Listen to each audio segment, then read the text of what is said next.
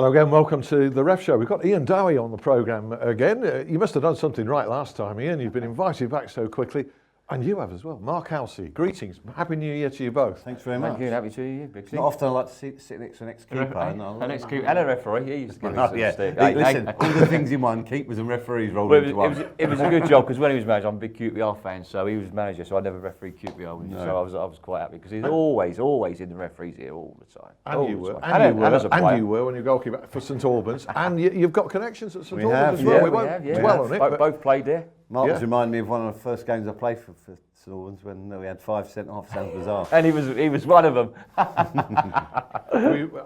tell you what, I wish we were doing his brother. I wish we were doing the Ref Show then. That would be the whole programme taken care of. Let's start with Mark. It's been a better weekend for referees in the FA Cup overall, I think, Mark. Yeah, I think that the reason being it's the FA Cup. The intensity's not in there now. I think it's looking at a business. You look at the Premier League and you look at the FA Cup. There's no comparison. So. The teams, they change their players, don't they? They rotate their players, and I don't think the intensity is there, as we saw over the weekend. But you can only referee what's in front of you. Absolutely, so, absolutely. You've learned from me, Big Z, eh? Yeah, I know. That's what you keep saying. I think you're right. Mike Dean, let's start with that, because if we go back a week, you'd have thought this fella had committed mass murder.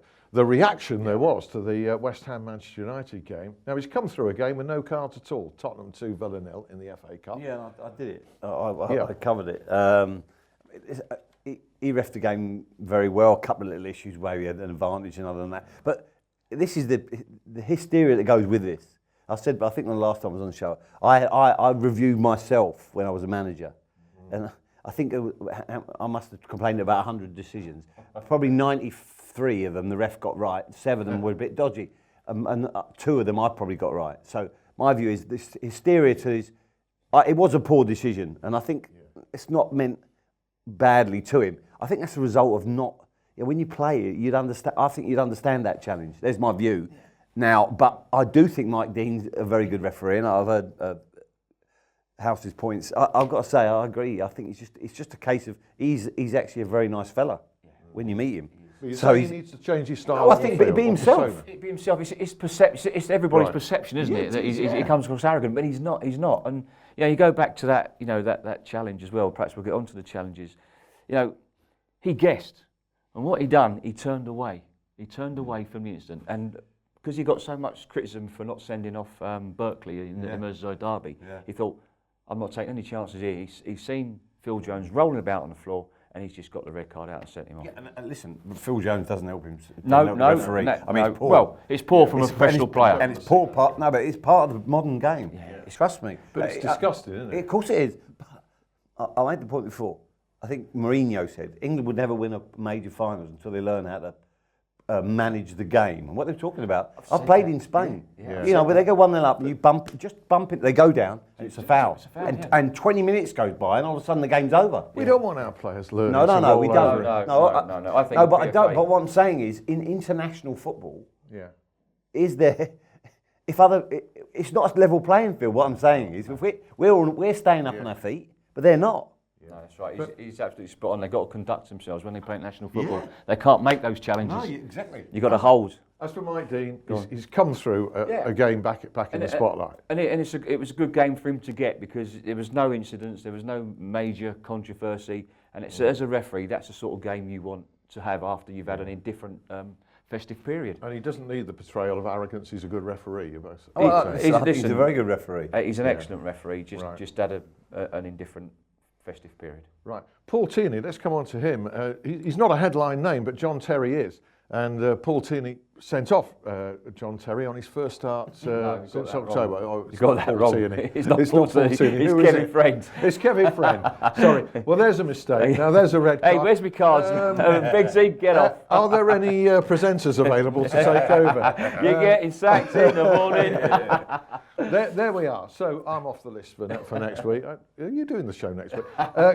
Kevin Friend. Apologies to Paul Tierney. Mind you, he'd have been happy to be associated with the decision because it was the correct one, wasn't it? Yeah, I think it was just on that borderline whether was it too far wide or was it just in field. And I think he's got that right. I mean, had that happened in the penalty area, the referee could have deemed him going for the ball, and it had only been a yellow card. It's bizarre, isn't it? It's bizarre. Yeah, so I don't it. understand why he's made that challenge there. Yeah. But I think Kevin Friend's refereeing very well at the moment, and well done, Kevin. I'd like to see him referee a few more games in the Premier League. Yeah, I think there's a slip involved as well from John Terry. Yeah, There's a slip involved. It makes it. But once I know what Conte's coming from, but I don't think Ivanovic is quite on the cover.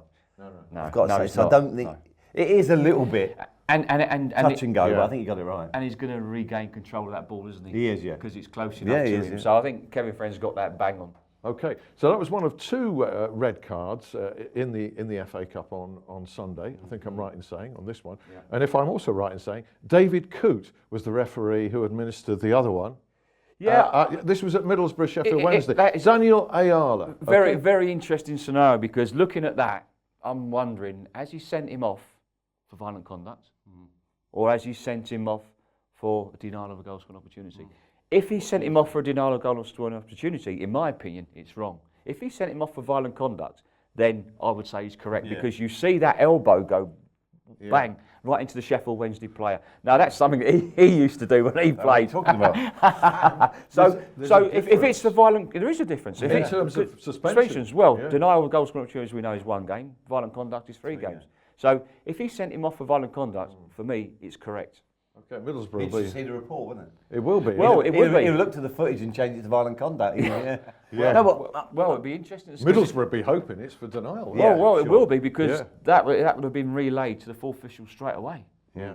So because they would have been asking, what's he been sent off for? Football League and Select Group 2 referees having a good weekend, according to Dean Maharib, who contacted me over the weekend on Twitter and said, some of these guys are showing that they deserve to move up. I don't know if you agree with that or not, and if you do, who of those do you think deserves a chance? I'm looking down the list, Chris Kavanagh and people like that. Is there anybody there that you want to bring forward? I think there's, looking at Chris Kavanagh, looking at Andy Madley, Robert's brother.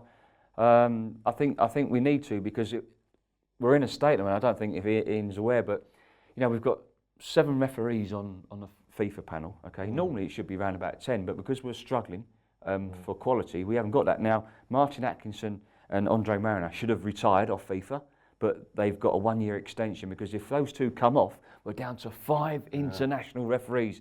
In England, 5. We've always had 10. And coming down to 5, so it goes to show there's a lack of progression planning. Now, I look at referees like Lee Mason, Roger East.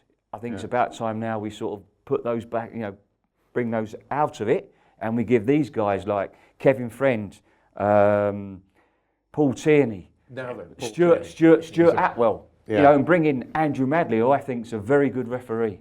Yeah. We've got to start bringing these young referees through to keep our numbers up on the international panel. And yet it was one of the experienced old names that made what you think was the highlight decision of the weekend. This was Keith Stroud. And this was in a great non-penalty spot in Sutton against Wimbledon. Well, I don't know if Ian agrees or whether you saw that, but I was sitting there watching the TV and I thought that is absolute a nailed-on penalty for Wimbledon. Absolutely. And then when they slow it down again, it comes in, he just gets the ball. Gets it brilliantly right. At the time, first I thought it's a stonewall.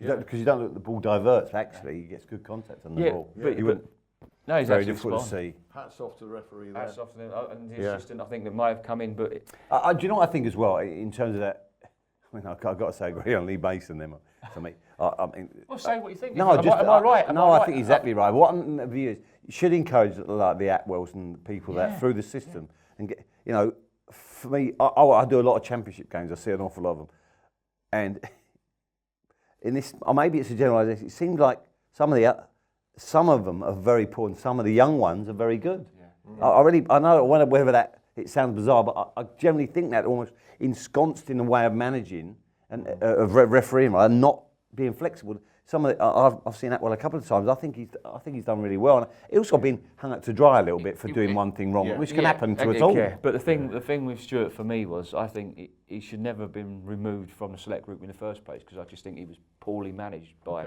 the manager of the select group. But I'm not saying that sack these people, sack Lee Mason. I'm just saying give these other guys more games and give these guys the less games and put them into the Championship. You know. Loads more in part 2, including the measuring out of a free kick. That's relevant to one incident that happened in the FA Cup over the weekend. Join us for part 2. There might even be a substitution at half time. See ya.